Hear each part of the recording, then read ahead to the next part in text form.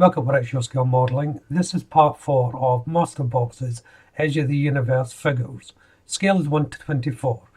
In this part 4, I'm going to be carrying on painting the figures. So I'm going to be starting off with the Helen figure before moving on to the Chuck. So let's jump into this and see how well I get on. So I'm carrying on where I left off with Helen, and I'm just painting the hand in River Aquacolor 35 Flesh. And now I'm moving on to the lead guards. Each one is painted in River Aquacolor 93 Copper. I thought it would be better to paint these on the sprue. And it's the same colour for the helm as well as the arm guards, which I'm painting now.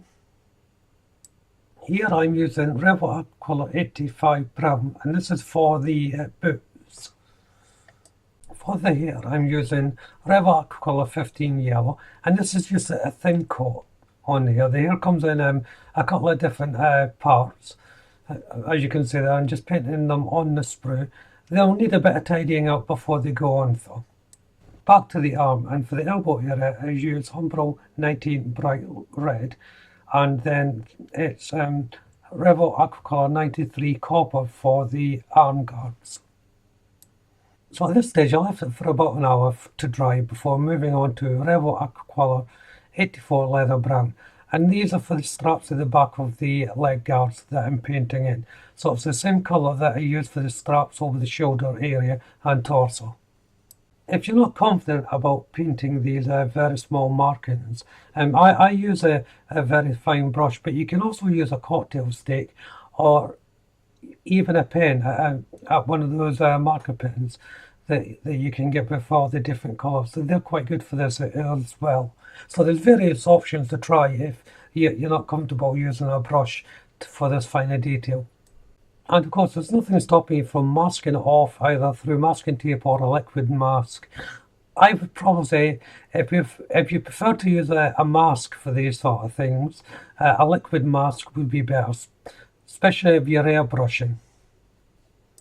The blade is painted with River Aquacolor 91 Steel. This is the same colour I use for the Chuck weapon.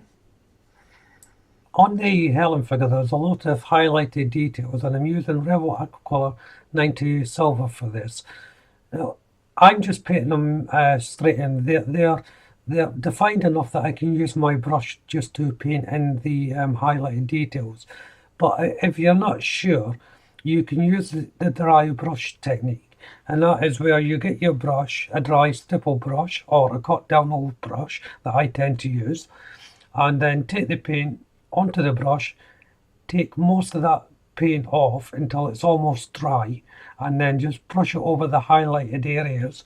That way the paint will stick and highlight those raised areas on the build. You do have to be careful. You can also use a weathering pigment like Tamiya's Weathering Master series as well to do this. Also, there's other products out there that you can use for it. After a few hours of drying time, it's time to start assembly. The first arm I'm placing on here now can be tricky to line up to the exact fighting stance that you're after. You'll probably have to dry fit this many times until you're happy with it. Next to be placed on is the hair. Now the hair is interesting. The side part of the hair actually forms the chin guard of the helmet. I didn't realise at the time. I had to go back and paint it. I just painted it all yellow by mistake, but I went back and repainted the copper onto it. The interesting thing about the second part of the hair is at the back it doesn't form a complete seal. There is a bit of a gap issue. Well, it's an unsightly light more than a gap. Don't worry so much about that because the helmet does cover it up. Next is the other arm to go on. This one is easier to line up because I had the guide of the other arm to get the position correct. Then once I put the arms on, the helm was next. So I thought the helm would be better placed on near the end, and so it wasn't going to interfere with the arms and the weapons when I placed them on, and that seemed to work out fine. And then last to place on were the two leg guards. These just fit over the top of the leg onto the boot. It is easy to get these fitted on the wrong way around though, so just be careful that there is an up and down to them. But you can see the complete figure there now. So it's back over to the chuck figure, and I'm starting where I left off on the hair, and I'm using Revok colour 85 brown to go over the mossy green colour. Now this is just a light coating of this colour to allow the green to slightly come through the brown. Onto the more detailed work on chuck, and for the inside of the mouth I'm using Umbro 19 bright red. This is only a thin coat. Once more, you want to be this colour to be understated. For the teeth I'm using Umbro 130 white satin, and again I need this colour to be understated. I will be just going over this once it's all dry just to dampen down that colour. And then I'm using Revok colour 83 rust for the outside part of the mouth in the contrast to the bright red.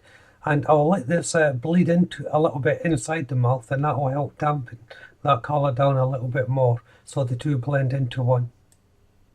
And while I'm painting that, and there's hardly any pigment left on the brush, that's what then I'll use to dampen down the white on the tooth very faintly, just putting it on, then I'll take the excess off with my finger if necessary. I'm also using the same colour to highlight the muscular area as well, just the faint lines in between the ridges, and again using my finger just to take away any excess. You can have a rougher style of painting here doing this because it's a working body part and it's full of smudges and dirt anyway, so don't be hung up about the pristine look when you're doing body work. For the eyes I'm using Revok colour 30 orange. These are only a very small pinpricks colour. It has two sets of eyes, so 4 eyes in total, each having the same colour. And then it's Revok colour 92 brass for the highlighted work around the figure. So that's any buckles or brass studs and so on. So like down the leather strap in here, there's little marks that are having these little brass dots placed on. I always feel you can be as creative as you like when you're painting these figures. So if you come across a figure that hasn't got many highlighted areas, any raised areas, but you think, oh, that may be better if that's got a stud or a clasp or something painted in, just go for it. As I said, don't worry too much about the pristine look when you're doing these figures. They're a working character in whatever setting you're putting them in. If you put them in a diorama, you know, it's very rare that they would be in a pristine condition. So don't worry about any little smudges or things like that. It will work all encompass with the model, especially if you're putting it in a diorama. So you can see there I'm just fitting the leads. Now I had to push them in quite firmly for them to fit, but they did fit rather well. Better than the Helen character, I should add. The arms as well, like the Helen character, they were a little bit tricky to fit. I was just making sure I get the right rotation of the arm, the lower arm to the upper arm, I should say, making sure I've got the right pose. They should be a simple fit, but they really aren't. Because there's no socket joint or anything like that, it's just a flat surface to a flat surface that you're cementing onto. They can quite easily slip off or go out of alignment, and the detailing on that area can be rather fine as well, so it's difficult to match it up.